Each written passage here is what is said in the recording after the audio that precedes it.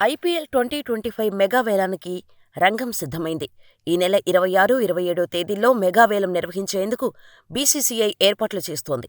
ఈ క్రమంలోనే Chennai super Kings action వ్యూహాలను రెడీ చేసుకుంటోంది.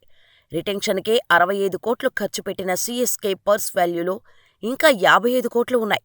5గురి ఆటగాళ్లనే రిటైన్ చేసుకోవడంతో ఆ జట్టుకు ఒక ఆర్టీఎం కార్డు ఉంది.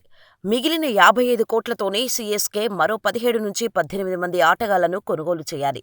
సీఎస్కే టార్గెట్ చేసిన ఆటగాళ్లలో ఫాఫ్ డుప్లెసిస్ ఉన్నాడు. ఆర్సీబీకి ముందు ఫాఫ్ డుప్లెసిస్ చెన్నై సూపర్ కింగ్స్కే ఆడాడు. ప్రస్తుతం సీఎస్కేకు ఒక ఓపెనర్ కావాలి.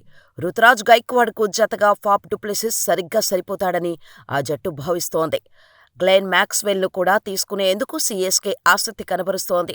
మిడిల్ ఆర్డర్లో దూకుడుగా ఆడటంతో పాటు బౌలింగ్ చేసే సామర్థ్యం ఉన్న గ్లెన్ మ్యాక్స్వెల్ చెన్నై చెపాక్ మైదానానికి సరిగ్గా సరిపోతాడని సీఎస్కే భావిస్తోంది.